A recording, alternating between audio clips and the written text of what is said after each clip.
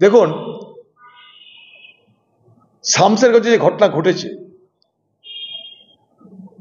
সাজুর মোড়ে যে ঘটনা ঘটছে, উমরপুরে যে ঘটনা ঘটেছে, সেখানটা বাইরের লোক মোবিলাইজ হয়েছিল। অনেক দূর এলাকা থেকে মানুষকে মোবিলাইজ করা হয়েছিল। মানুষকে না, একটা অংশকে। যারা গন্ডগোল করেছে তারা কেউ, তাদের বেশিরভাগ কিন্তু স্থানীয় নয়, আমি এটা বলে রাখলাম। ওখানকার মানুষ আমাকে বলেছে যেদিনকে আমি গেছিলাম, যে যারা হামলা করলো, লুট করলো, ধুলিয়ানের মানুষ তাকে চিনতে পারেনি তারা কারা। তারা স্থানীয় নয়, এটা ওখানকার স্থানীয় মানুষ আমাকে বলেছে। তার মানেটা কি, স্থানীয় নয় যদি হয়, বাইরে থেকে যদি আনা হয়, তাহলে সেটা সংগঠিত, অর্থাৎ অর্গানাইজড। 2 2 4, অর্থাৎ সংগঠিতভাবে কাউকে আনিয়ে লুট করানো হয়েছে, অশান্তি তৈরি করা হয়েছে। এখানটা পুলিশের তদন্ত যদি নিরপেক্ষ না হয়, এই সমস্ত অপরাধীদের শাস্তি হবে না। মাঝে 100 খানে 1000 এফআইআর করলেও কিছু হবে না। এফআইআর এর সংখ্যা বাড়তে পারে, কিছু নিরপরাধ লোককে গ্রেপ্তার হতে পারে, বহুত ফালতু লোককে গ্রেপ্তার করা হয়েছে, আমি দায়িত্ব নিয়ে বলছি। যাকে পার্টি থেকে গ্রেপ্তার করে সংখ্যা বাড়ানো হচ্ছে। এবং তৃণমূলের পক্ষ থেকে কংগ্রেসের কর্মীদের একটা লিস্ট তৈরি হয়েছে, এই এফআইআর মধ্যে কোথায় ঢুকানো যায়। তা যদি হয়, আমরা কিন্তু বসে থাকবো না। আমরা বসে থাকবো না মানে, আমরা আগুন লাগাতে যাব না, খুনাখুনি করতে যাব না, কিন্তু আন্দোলন করবো শান্তিপূর্ণভাবে প্রশাসনের বিরুদ্ধে। দেখেছি, আসলে আসতে পারে, এ নাই যদি মনে করে চলে আসুন, কি করা যাবে। কেউ তো আপত্তি করিনি আমরা। সিট সিট ঠিকই আছে, নামের সঙ্গে তার কাজের মিল আছে। সিট মানে বসে থাকা, সিটের সদস্যরা বসে থাকবে, নামে কামে মিল আছে। অতএব সিট বসে থাকুক, আর একটা হিট বানানো হোক যারা কাজ করবে। সিট আর হিট দুটো মিলে কাজ করুক। দিদির কাছে সবই আছে, দিদির সিট সে বসে থাক, দিদি আরেকটা বাহিনী বাড়াক, হিট যারা কাজ করবে।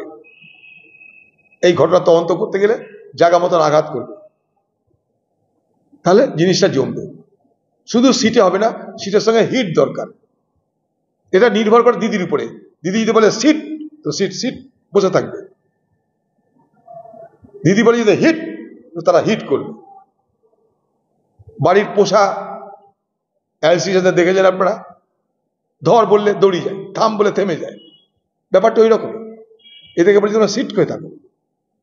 এই যে স্কোয়ার ফিল্ডে যাবেন বিকেল বেলায়, সন্ধ্যেবেলায়, সকালবেলা, মালিক বলছে সিট, বসে থাকি, রান, দৌড়াচ্ছে। এদেরও তাই অবস্থা। সামান্য ঘটনা, সবাই জানে এগুলো, কারা করেছে, কি করেছে, কোথা থেকে হয়েছে। দেখুন, শামসেরগঞ্জে যে ঘটনা ঘটেছে, সাজুর মোড়ে যে ঘটনা ঘটছে, উমরপুরে যে ঘটনা ঘটেছে, সেখানটা বাইরের লোক মোবিলাইজ হয়েছিল। অনেক দূর এলাকা থেকে মানুষকে মোবিলাইজ করা হয়েছিল। মানুষকে না, একটা অংশকে। যারা গন্ডগোল করেছে তারা কেউ, তাদের বেশিরভাগ কিন্তু স্থানীয় নয়, আমি এটা বলে রাখলাম।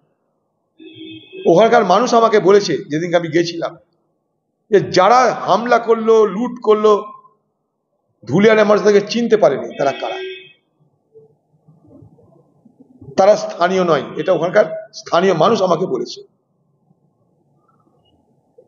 তার মানেটা কি, স্থানীয় নয় যদি হয়, বাইরে থেকে যদি আনা হয়, তাহলে সেটা সংগঠিত, অর্থাৎ অর্গানাইজড।